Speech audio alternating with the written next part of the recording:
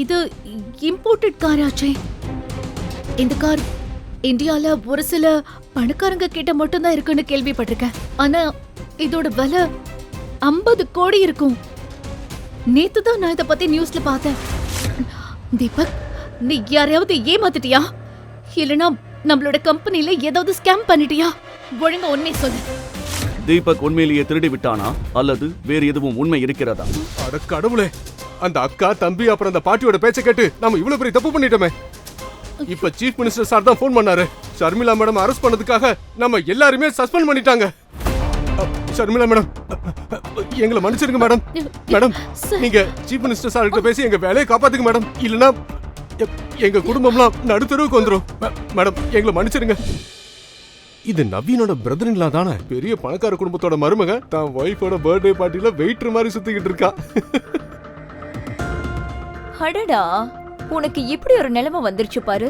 சபாஷ். அவன் வைஃபுக்கு gift கொடுக்க ஓவர் டைம் ஒர்க் பண்ணுவான் போல. வாங்க ப்ரோ. இப்போ நான் காட்டுற உண்மையான வேடிக்கை என்ன? ஷூர். ஹே வெயிட்டர்.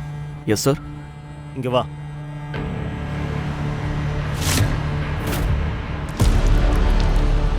ஷூ அழுக்க. என்ன பார்க்குற? க்ளீன் பண்ணு. க்ளீன் பண்ணு. வீட்டோடு மாப்பிள்ளையான தீபக் ஒன்றும் பேசாமல் நவீனின் ஷூவை சுத்தம் செய்ய தொடங்கினான். அங்கு கூடியிருந்த அனைவரும் அதை பார்த்து சிரிக்கத் தொடங்கினர். இதை பார்த்த ஷர்மிளா அவமானம் தாங்காமல் தலைகுனிந்து நின்றாள். நவீனின் ஷூ மின்னிய பிறகு தீபக் அமைதியாக சொன்னான், முடிஞ்சது சார். குட். திருத்தணியின் மிக பெரும் பணக்கார குடும்பத்தைச் சேர்ந்த ஷர்மிளாவின் தாத்தா ஏதோ ஒரு மர்ம காரணத்துக்காக அவளை மிகவும் ஏழை மற்றும் ஆதரவற்றவனான தீபக்கிற்கு திருமணம் செய்து வைத்திருந்தார்.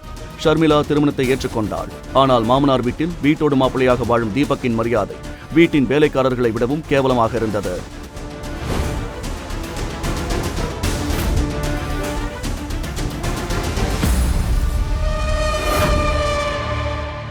உனக்கு என்னதான் ப்ராப்ளம் தீபக்? இன்னும் எவ்வளவுதான் என்ன அவமானப்படுத்துவேன்? ஷர்மிளா, என்னோட பர்த்டே பார்ட்டில இப்படி வெயிட்டர் மாதிரி யாராவது வருவாங்களா? என்னோட பர்த்டே பார்ட்டில என்னையே நீ கோமாளி ஆக்கிட்ட. நான் என்ன பண்றது? எல்லாரையும் கவனிச்சுக்க சொல்லி உங்க அம்மா தான் சொன்னாங்க. யாருக்கு என்ன தகுதி இருக்கும் அததானே அவங்க செய்ய சொல்லுவாங்க. இந்த வீட்டுக்கு நீ வந்ததுல இருந்து நீ மாப்பிள்ள மாதிரி இல்ல, ஒரு வேலைக்கார மாதிரி தான் இருந்திருக்க. இந்த வீட்டோட வேலைக்காரங்க கூட உன்னை விட 10 மடங்கு அதிகமா சம்பாதிக்கிறாங்க. என்னோட தாத்தா உன்கிட்ட என்ன பார்த்தாருன்னே எனக்கு தெரியல. எப்படியோ கட்டாயப்படுத்தி உன்னை எனக்கு கல்யாணம் பண்ணி வச்சுட்டாரு. தேங்க்யூ. ப்ளீஸ் தண்ணி குடி. Please cool down.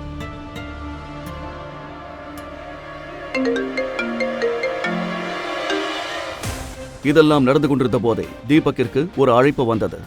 இத்தனை பிரச்சனைகளுக்கு நடுவிலும் அவனது முகத்தில் ஒருவித அமைதி நிலவியது. அவன் சாமர்த்தியமான முறையில் ஷர்மிளாவை சமாதானப்படுத்தி விட்டு எந்த சலசலப்பும் இன்றி அந்த பார்ட்டியை விட்டு வெளியேறினார். தீபக்கின் இந்த மாற்றத்தைக் கண்டு ஷர்மிளா ஆச்சரியத்தில் உறைந்தாள். அவன் இரவு திரும்பி வந்ததும் நேராக அவர்கள் வீட்டின் பெட்ரூமுக்கு சென்றான். உனக்கு வெக்கமா இல்ல? நேரா பெட்ரூம்குள்ள வர இடியட். முதல்ல இங்கிருந்து வெளியே போ. நான் உன்னோட ஹஸ்பண்ட் தானே, நான் ஏன் வைக்கப்படணும்? மத்தவங்களுக்கு ட்ரிங்க்ஸ் சர்வ் பண்ணும்போது நீயும் கொஞ்சம் குடிச்சிட்டியா என்ன? இங்க பாரு, உன்ன மாதிரி முட்டாள் எல்லாம் என்னோட ஹஸ்பண்டா இருக்க முடியாது. ஊருக்குள்ள வேணா நீ நானும் புருஷன் பொண்டாட்டியா இருக்கலாம், ஆனா அந்த ரூம்குள்ள இல்ல. சரி, இந்த ராத்திரியில எங்க போயிட்டு வர? ஆக்சுவலி நான் உனக்காக ஒரு gift கொண்டு வந்திருக்கேன். அதை பார்த்தா நீயே ஆச்சரியப்படுவ. ப்ளீஸ் எதுவும் வேண்டாம். நீ யூஸ்வலா கொடுக்கற அந்த பொட்டு சீப்பு இந்த மாதிரி தான் இருக்கும். இதுக்காக யார் கீழே வருவாங்க? ஒரு தடவை வந்து பாரு, நான் ஒரு ஸ்பெஷல் gift கொண்டு வந்திருக்கேன். அதை பார்த்தா நீ கண்டிப்பா ஆச்சரியப்படுவ. ப்ளீஸ் வா. தீபக்கின் பேச்சை கேட்டு ஷர்மிளா ஆச்சரியப்பட்டாள். ஷர்மிளா ப்ளீஸ் வா, உன்னோட gift ஒரு தடவை வந்து பாரு. வரேன் போ.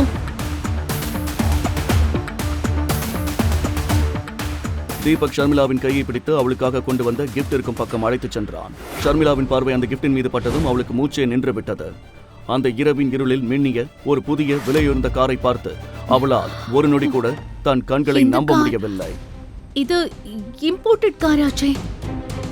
இந்த கார் இந்தியால ஒரு சில பணக்காரங்க கிட்ட மட்டும்தான் இருக்குன்னு கேள்விப்பட்டிருக்கேன். ஆனா இதோட விலை 50 கோடி இருக்கும். நேத்து தான் நான் இத பத்தி நியூஸ்ல பார்த்தேன். தீபக், நீ யாரையாவது ஏமாத்திட்டியா? இல்லனா நம்மளோட கம்பெனில ஏதாவது ஸ்கேம் பண்ணிட்டியா? ஒழுங்கா உண்மை சொல்லு. தீபக் உண்மையிலேயே திருடி விட்டானா அல்லது வேறு எதுவும் உண்மை இருக்கிறதா? தீபக்கை அழைத்தது யார்? தீபக் இப்போது அந்த உண்மையை சொல்ல விரும்பினாலும் அவனால் ஷர்மிளாவிடம் அதை சொல்ல முடியாது.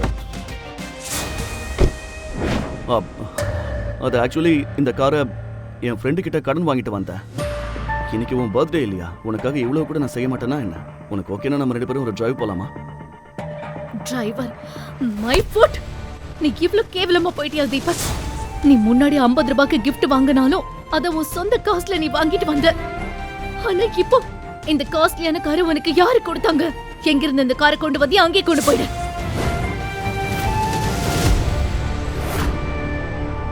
இதுதான் ஷர்மிளாவை அசிங்கப்படுத்துறதுக்கு ஒரு பர்ஃபெக்ட் சான்ஸ். இந்த சான்ஸ் எனக்கு தான், தீபக் இல்லை. உண்மையில் ஷர்மிளாவின் திருமணம் முடிந்த சில நாட்களிலேயே அவளது தாத்தா இறந்து விட்டார். சதாசிவம் குடும்பத்தின் தலைவர் அவளது பாட்டி காயத்ரி தேவி. பாட்டி தீபக்கை தங்கள் சதாசிவம் குடும்பத்திற்கே ஒரு களங்கம் என்று நினைத்தாள். தீபக்கை திருமணம் செய்ததால் ஷர்மிளா மீதும் அவளுக்கு கோபம் இருந்தது. இந்த வாய்ப்பை நவீன் மற்றும் கார்த்திகா பயன்படுத்திக் கொள்ள நினைத்தனர். நாளைக்கு மொத்த குடும்பத்துக்கு முன்னாடியும் ஷர்மிளாவோட மானம் கப்பல் ஏறப்போகுது. நாளைக்கு சந்தோஷமான நாள்.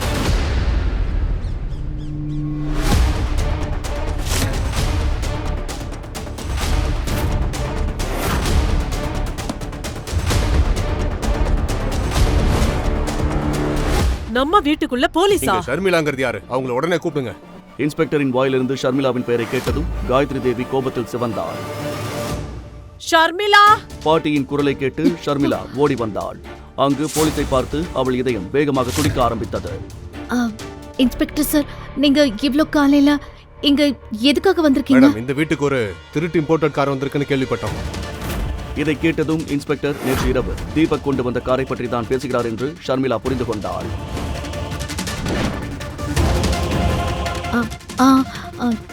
கார் வந்தது, ஆனா அது என்னோட ஹஸ்பண்ட் தீபக் கொண்டு வந்தது. அந்த காரோட விலை 50 கோடிக்கும் அதிகமா இருக்குன்னு எங்களுக்கு இன்ஃபர்மேஷன் கிடைச்சிருக்கு.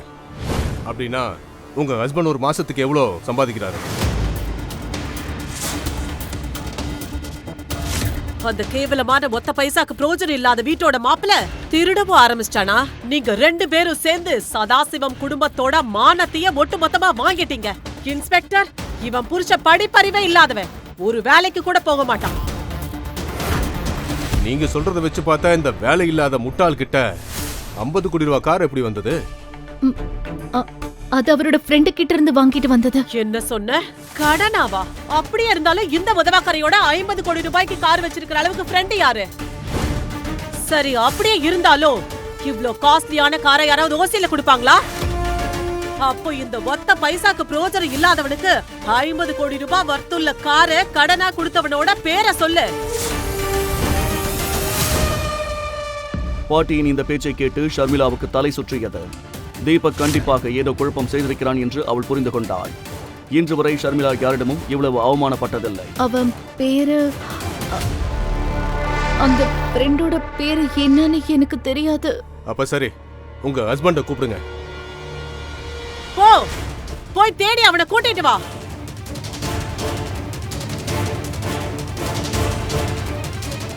இதை பார்த்து ஷர்மிளா மிகவும் பதற்றம் அடைந்தாள். இங்கேயும் காண பாட்டிமா? இன்ஸ்பெக்டர் சார், எனக்கு என்னவோ இந்த புருஷன் பொண்டாட்டி 2 பேரும் சேர்ந்து தான் இந்த திருட்டு வேலையை செஞ்சிருக்காங்களோடு தோணுது. சதாசிவம் குடும்பத்தோட பேருக்கே இவ ஒரு பெரிய களங்கம். இன்ஸ்பெக்டர், இவளை கூட்டிட்டு போங்க. இவளோட பிச்சைக்கார புருஷன் இங்க வந்ததும் நானே அவனை கூட்டிட்டு ஸ்டேஷனுக்கு வரேன். கான்ஸ்டபிள், இவங்களை கூட்டிட்டு வாங்க.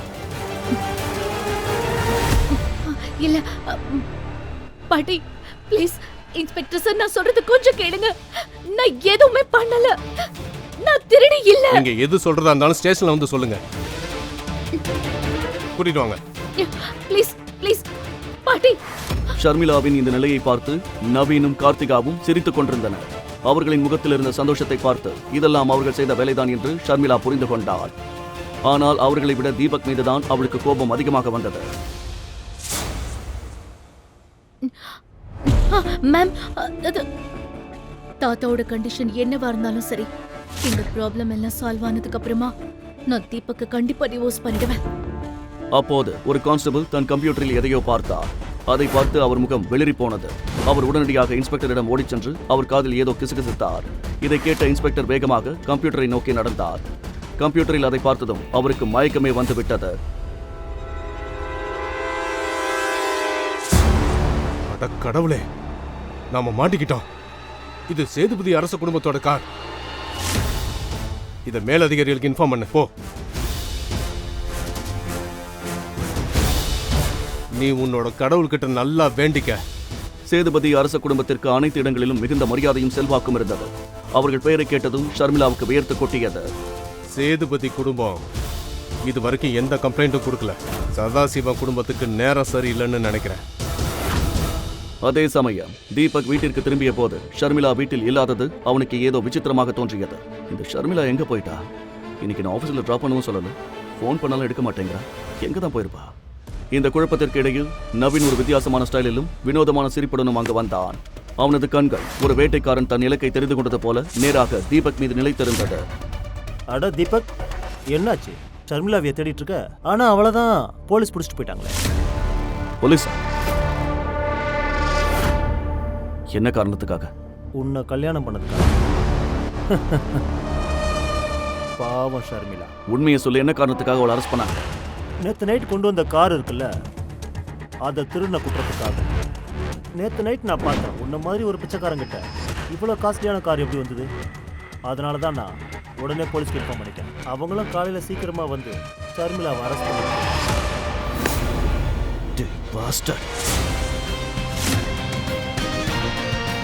நீ ரொம்ப பெரிய தப்பு பண்ணிட்ட. நீங்க எல்லாரும் என்ன கேவலப்படுத்துற வரைக்கும் நான் அமைதியா இருந்தேன். ஆனா என் ஒய்ஃப் அசைண்டுனா நான் அதை பொறுத்துட்டு இருக்க மாட்டேன்.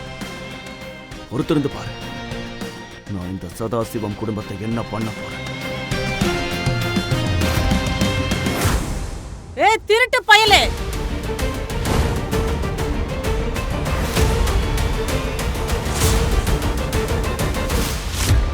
நவீன், நீ ஏன் அவன் பேசுறத கேட்டுட்டு இருக்க? இவனை பிடிச்ச ஸ்டேஷனுக்கு கூட்டிட்டு போ.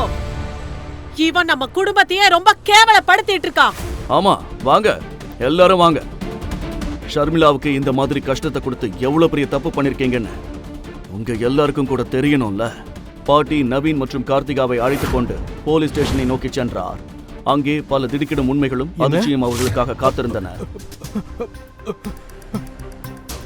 அட கடவுளே, சீக்கிரம் இந்த மேடத்தை இங்கிருந்து அனுப்புங்க.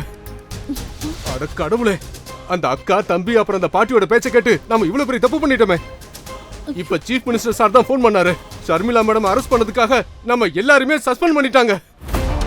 ஷர்மிளா மேடம், எங்களை மன்னிச்சிருங்க மேடம். மேடம், நீங்க சீஃப் மினிஸ்டர் சார் கிட்ட பேசி எங்க வேலையை காப்பாத்துங்க மேடம். இல்லனா எங்க குடும்பம்லாம் நடுத்தருவுக்கு வந்துரும். மேடம், எங்களை மன்னிச்சிருங்க. இன்ஸ்பெக்டர் சார், ஆனா நான் எப்படி அதெல்லாம் பண்ண முடியும்? எனக்கு எந்த சீஃப் மினிஸ்டரையும் தெரியாது. இல்ல மேடம், உங்களுக்கு தெரியாம இருக்கலாம், ஆனா உங்க ஹஸ்பண்டுக்கு தெரியும். சீஃப் மினிஸ்டர் சாரே சொன்னாரு, இன்னைக்கு இந்த நிலைமையில இருக்கிறதுக்கு உங்க ஹஸ்பண்ட் தான் காரணம்னு அவர் சொன்னாரு மேடம். மேடம், நாங்க பெரிய தப்பு பண்ணிட்டோம் மேடம். ப்ளீஸ் மன்னிச்சிருங்க மேடம். ப்ளீஸ், என்ன நானே அடிச்சுக்கிறேன் மேடம். எங்களை மன்னிச்சிருங்க மேடம். இதையெல்லாம் பேசிக் கொண்டிருக்கும் போதே நவீன் தீபக்குடன் ஸ்டேஷனுக்கு வந்து விட்டார். அவர்களுடன் பாட்டியும் இருந்தார். இங்க என்ன நடக்குது? அட இன்ஸ்பெக்டர், நான் அந்த திருட்டு மாப்பிளைய புடிச்சு வந்திருக்கேன், பாருங்க. இன்ஸ்பெக்டரின் பார்வை தீபக் மீது பட்டதும் அவர் திகைத்து போய் தீபக் முன் சென்று மண்டியிட்டார். சின்னையா நீங்களா?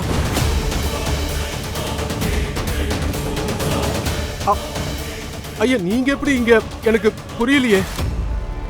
ஏய் இன்ஸ்பெக்டர், அவனை போய் சின்னையான்னு சொல்லிட்டு இருக்க? நீங்க கொஞ்சம் சும்மா இருமா. நான் சீஃப் மினிஸ்டர் சார் கிட்ட செக்யூரிட்டியா இருந்தப்ப இவர் அங்க பாத்திருக்கேன்.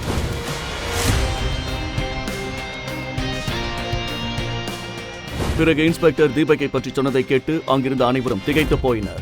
தீபக்கின் உண்மையான ரகசியத்தை கேட்டபோது முழு போலீஸ் ஸ்டேஷனின் மொத்த காட்சியுமே தலைகீழானது. ஒரு நொடியில் துப்பாக்கி சத்தம் கேட்ட இடத்தில் அனைவரும் தீபக்கின் காலில் விழுந்து கெஞ்சினர். இத்தனை வருஷங்களா இவ்ளோ பெரிய ஆளு சாதாரண ஆள் மாதிரி ஏன் வாழ்ந்தாரு? என் ஹஸ்பண்ட் ஒரு கோடீஸ்வரன்னு தெரியாம அவரை திருடன்னு சொல்லி அவமானப்படுத்திட்டேன். எந்த ஹஸ்பண்ட் கிட்ட வீட்டு வேலை வாங்கினோ, துணி துவைக்க வச்சனோ, செருப்பு எடுக்க வச்சனோ, யார உதவாக்கறேன், காசு இல்லாதவன், எதுக்கும் லாய்க்கு இல்லாதவன்னு நினைச்சனோ, அவனோட உண்மையான அந்தஸ்து என்னன்னு தெரிஞ்சுக்கிட்டதுக்கு அப்புறம் என் உலகமே ஆடி போயிருச்சு. 15,000 சம்பாதிக்கிறவனை பார்த்து சிட்டி போலீஸ் கமிஷனரை ஏன் சல்யூட் அடிக்கிறாரு? ஒரு நல்ல சட்டை வாங்க கூட காசு இல்லாதவன் எப்படி பல கோடி மதிப்புள்ள இந்த வைரத்தை வாங்கினா? தெரிஞ்சுக்கணும்னா எங்க கதையை கேளுங்க. ராயல் வாரிசு. தன் பட்டு போன்ற மேனியில் சவுக்கால் அடித்துக் கொண்டிருந்தாள் அந்த அழகான இளம் பெண். தன் கணவனுக்கு தான் செய்த கொடுமைகளுக்கு பரிகாரமாக அவள் இதை செய்தாள். அவளது கணவனை அந்த அளவுக்கு டார்ச்சர் செய்திருக்கிறாள் அவள். வீட்டை துடைக்க வைப்பது, துணி துவைக்க வைப்பது, செருப்பை துடைத்து எடுத்து வர சொல்வது என்று கட்டிய கணவனை வேலைக்காரனாக விட கேவலமாக நடத்தினாள் அவள். ஆனால் அவன் ஒரு மாபெரும் சாம்ராஜ்யத்தின் ஒரே வாரிசு என்பது அப்போது அவளுக்கு தெரிந்திருக்கவில்லை. விலை மதிக்கவே முடியாத அபூர்வமான வைரத்தை ஒரே ஒரு போன் காலில் வாங்க முடிந்த அவனை பார்த்து உயர் அதிகாரிகளை சல்யூட் அடிக்கிறார்கள். அப்பேற்பட்டவன் அவள் காலடியில் அவளது அன்புக்காக ஏங்கி கிடக்கிறான். கையில் கிடைத்த பொருட்களை எல்லாம் தீபக் மீது வீசி அடிக்கிறாள் ஷர்மிளா. ஏய், என்ன பண்ற? எதுக்கு இப்படி வெறி பிடிச்ச மாதிரி நடந்துக்கிற? ஆமா, எனக்கு வெறிதான் பிடிச்சிருக்கு. இங்க பாரு, என் பாட்டி பர்த்டே பார்ட்டிக்கு 5 லட்சம் ரூபாய்க்கு கிஃப்ட் வாங்கிட்டு வரலன்னு வை, உன்னை இந்த கத்தியாலேயே குத்தி துண்டு துண்டா வெட்டி நாய்க்கு போட்டுருவேன் என்று அவனை எச்சரித்தவள் தன் கையில் இருந்த கத்தியை அவன் மீது குறிப்பார்த்து வீசுகிறாள். நல்ல வேளையாக கத்தி தீபக் மீது படவில்லை. நீ கவலைப்படாத ஷர்மி, நான் என் தலையை அடமான வச்சாவது நீ கேட்ட மாதிரி காஸ்ட்லியான கிஃப்ட வாங்கிட்டு வரேன். I promise. Exactly. But miss ஆயிடுச்சுன்னு வை, இத அப்படியே உள்ள இறக்கிடுவேன். புரிஞ்சுதா? மிஸ் ஆகாதுமா. பெட்டர். கத்தியை அவன் கையில் திணித்துவிட்டு ஸ்டைலாக நடந்து போகிறாள் ஷர்மிளா. பிரபல தொழிலதிபரும் ஷர்மிளாவின் பாட்டியுமான காயத்ரி தேவியின் பிறந்தநாள் விழாவுக்கு பிரபல தொழிலதிபர்களும் தமிழகத்தின் பெரிய பெரிய விவிஐபிகளும் வருவார்கள். அவர்கள் முன்னால் தானும் காஸ்ட்லியான கிஃப்ட் கொடுத்து தன் பாட்டியை அசத்த வேண்டும் என்றுதான் அப்படி சொன்னாள் ஷர்மிளா. ஆனால் அவனது சொந்த திருமணத்திற்கே காரில் வர பணம் இல்லாமல் சைக்கிளில் வந்தவன் தான் தீபக். அன்று ஷர்மிளா தீபக் கல்யாணத்திற்கு வந்திருந்தவர்கள் இப்போதும் அதை சொல்லி கேலி செய்து கொண்டிருக்கிறார்கள். ஷர்மிளாவின் தாத்தா மட்டும் கட்டாயப்படுத்தவில்லை என்றால் இப்படி ஒருத்தனை ஷர்மிளா நிச்சயமாக திருமணம் செய்து கொண்டிருக்க மாட்டாள். அவனால் ஷர்மிளா சொன்னது போல 5 லட்சம் ரூபாய்க்கு கிஃப்ட் வாங்க முடியுமா? ஷர்மிளா கேட்ட 5 லட்சம் ரூபாய் கிஃப்டை பற்றி யோசித்தபடி சைக்கிளில் போய் கொண்டிருந்த தீபக்கை அங்கே வந்த போலீஸ் ஜீப் மடக்கி நிறுத்துகிறது. ஜீப்பில் இருந்து இறங்கிய போலீஸ் இன்ஸ்பெக்டர் தீபக்கை அரசு செய்யும்படி சொல்லுகிறார். கான்ஸ்டபிள், இந்த திருடன் அரஸ்ட் பண்ணுங்க. திருடனா? யார் திருடன்? நான் எதையும் திருடல, எனக்கு எதுவும் தெரியாது. அப்படியே தீபக்கின் வயிற்றில் ஓங்கி குத்துகிறார் இன்ஸ்பெக்டர். வலியில் துடிக்கிறான் தீபக். அப்போது போலீஸ் ஜீப்பில் இருந்து இறங்கி வருகிறான் ஜுவல்லரி ஷாப் செக்யூரிட்டி. சார், இவன் தான் சார் நான் சொன்ன திருடன். இவன் கண்டிப்பா திருடன் தான் சார். அன்று காலையில் காயத்ரி தேவிக்கு என்ன கிஃப்ட் வாங்கலாம் என்ற யோசனையுடன் அந்த நகை கடைக்கு போயிருந்தான் தீபக். கடையில் விலையுயர்ந்த தங்க மற்றும் வைர நகைகளை டிஸ்பிளேவில் வைத்திருந்தார்கள். அவைகளை பார்வையிட்டபடி நின்று கொண்டிருந்த தீபக்கை பின்னால் இருந்து எட்டி உதைத்தான் அந்த நகை கடை செக்யூரிட்டி. கீழே விழுந்த தீபக் அதிர்ச்சியுடன் நிமிர்ந்து பார்க்கிறான். ஏண்டா திருட்டு பையல, பட்ட பகல்லே திருடலான்னு பாத்தியா? இங்க இருக்கிறவங்க எல்லாம் என்ன ஏமாளின்னு நினைச்சியா? இங்க பாருங்க, நான் ஒன்னும் திருட வரல, வாங்குறதுக்காக தான் வந்திருக்கேன். நீ நகை வாங்க வந்தியா? மரியாதையா வெளியே போயிடு. இன்ஸ்பெக்டர் சொன்னா கேளுங்க, நான் திருடன் இல்ல. அப்படியா? உன்னை ஸ்டேஷனுக்கு கொண்டு போய் விசாரிக்கிறபடி விசாரிச்சா எல்லா உண்மையும் வெளியே வந்துடும். கான்ஸ்டபிள், இவனை எழுதிட்டு வாங்க. இன்ஸ்பெக்டர், நீங்க அந்த செக்யூரிட்டி பேச்ச கேட்டு தப்பான ஆளை கூட்டிட்டு போயிட்டு இருக்கீங்க. நான் திருடன் இல்ல. தப்பு பண்ணாத என்ன எதுக்காக ஸ்டேஷனுக்கு கூட்டிட்டு போறீங்க? என்ன போக விடுங்க. தீபக் எவ்வளவு சொல்லியும் இன்ஸ்பெக்டர் காதில் வாங்கவில்லை. தீபக்கை போலீஸ் ஸ்டேஷனுக்கு இழுத்து வருகிறார்கள். ஏன் இப்படி பண்றீங்க? என்ன பார்த்தா உங்களுக்கு திருட மாதிரி தெரியுதா? இன்ஸ்பெக்டர் சார், நான் சொல்றத கொஞ்சம் கேளுங்க.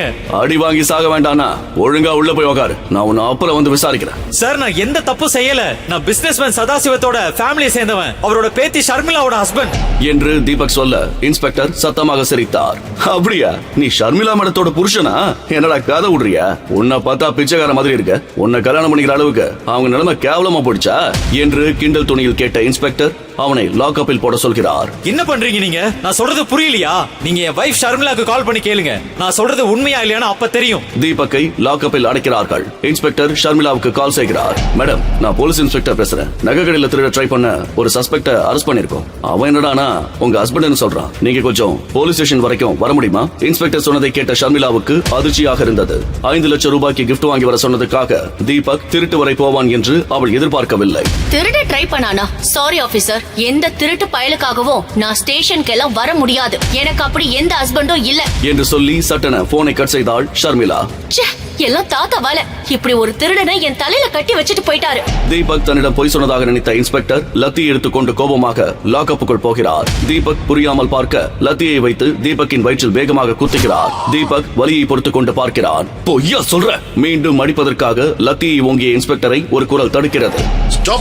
என்ற குரல் கேட்டு திரும்பினார் இன்ஸ்பெக்டர். அங்கு டிஎஸ்பி நின்று கொண்டிருந்தார். டிஎஸ்பியை பார்த்ததும் விரைப்பாக சல்யூட் அடித்தார் இன்ஸ்பெக்டர். நீ உன் மனசுல என்ன நினைச்சிட்டு இருக்க? போலீஸ் யூனிஃபார்ம் போட்டு போட்டுட்டா யார வேணாலும் என்ன வேணாலும் செய்யலாம்னு நினைச்சிட்டு இருக்கியா என்று கோபமாக கேட்ட டிஎஸ்பி இன்ஸ்பெக்டரை விலக்கிவிட்டு நேராக லாக்அப்புக்குள் சென்று தீபக் முன்பு பவ்யமாக நின்றார். சாரி சார், நீங்க யாருன்னு தெரியாம பண்ணிட்டாங்க, தயவு செஞ்சு மன்னிச்சிருங்க என்று மன்னிப்பு கேட்கிறார். சார், நீங்க ஏதோ தப்பா புரிஞ்சுக்கிட்டீங்கன்னு நினைக்கிறேன். இவன் ஒரு திருட்டு பையன் சார். சதாசிவம் சார் ஃபேமிலின்னு வர போய் சொன்னான். இவன் சொன்ன மாதிரி ஷர்மிளா மேடத்துக்கு கால் பண்ணி கேட்டேன். அவங்க இவனை யாருன்னே தெரியாதுன்னு சொல்லிட்டாங்க என்று இன்ஸ்பெக்டர் சொல்ல, இதுக்கு மேல ஒரு வார்த்தை பேசின சஸ்பென்ஷன் இல்ல, நேரா டிஸ்மிஸல் பண்ணிடுவேன். இவரை யாருன்னு நினைச்ச? சதாசிவம் ஃபேமிலி மட்டும் இல்ல, இந்த ஊர்ல இருக்கிற எல்லா கோடீஸ்வர ஃபேமிலியை சேர்த்தாலும் இவர் கால் தூசுக்கு கூட வர மாட்டாங்க.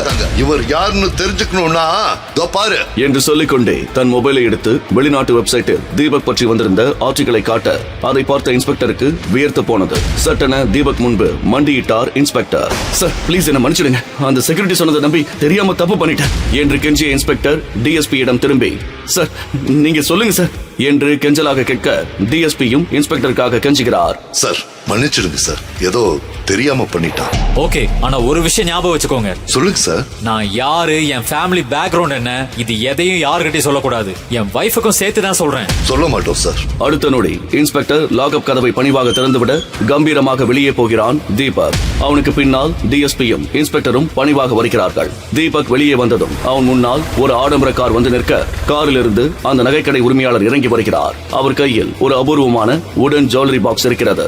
நேராக தீபக்கிடம் வந்த நகைக்கடை உரிமையாளர் அந்த வுடன் ஜுவல்லரி பாக்ஸை பணிவாக அவனிடம் கொடுத்துவிட்டு போகிறார். அன்று மாலை காயத்ரி தேவியின் பர்த்டே பார்ட்டி ஆடம்பரமாக நடந்து கொண்டிருந்தது. முக்கிய அதிகாரிகளும் தொழிலதிபர்களும் குடும்பத்துடன் வந்து காயத்ரி தேவிக்கு பரிசுகள் வழங்கி வாழ்த்துவிட்டு போகிறார்கள். அப்போது அங்கே வருகிறான் தீபக். அவன் கையில் அந்த வுடன் ஜுவல்லரி பாக்ஸ் இருந்தது. அவனை பார்த்த ஷர்மிளா அதிர்ச்சி அடைந்தாள். இவன் எதுக்கு இங்க வந்திருக்கான் என்று நினைத்தவள் அவனிடம் வருகிறாள். ஸ்டேஷன்ல இருந்து தப்பிச்சு நேரா இங்க வந்துட்டியா? நீ நினைக்கிற மாதிரி எல்லாம் எதுவும் இல்ல ஷர்மி. அது ஒரு மிஸ் அண்டர்ஸ்டாண்டிங். உண்மை தெரிஞ்சதும் அவங்களே என்ன போக சொல்லிட்டாங்க. ஆனா நீ என்ன திருடன்னு நினைச்சிட்டே இல்ல? சரி சரி, டிராமா பண்ணாத என்றவள் அவன் கையில் இருந்த கிஃப்டை பார்த்ததும் மீண்டும் எரிச்சல் அடைந்தாள். உன்கிட்ட இந்த மாதிரி சீப்பான கிஃப்ட் வாங்கிட்டு வராதன்னு சொன்னா இல்லையா? பேக்கிங்கே கேவலமா இருக்கு. பேக்கிங்ல என்ன இருக்கு ஷர்மி?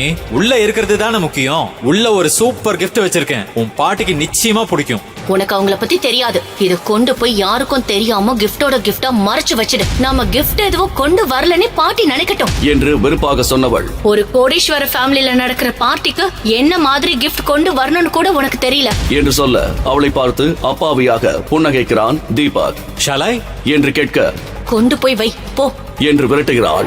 காயத்ரி தேவிக்கு ஒரு பெண் கிஃப்ட் கொடுக்கிறாள். Thank you dear. தீபக் யாரும் பார்க்காத போது தான் கொண்டு வந்த கிஃப்டை வைத்துவிட்டு போகிறான். அப்போது கருப்பு கலரில் லக்ஸூரியஸ் உடை அணிந்த ஒரு கவர்ச்சி புயல் கால் முளைத்து நடந்து வருவது போல ஸ்டைலாக நடந்து வருகிறாள். ஷர்மிளாவின் கசின் சிஸ்டர் கார்த்திகா.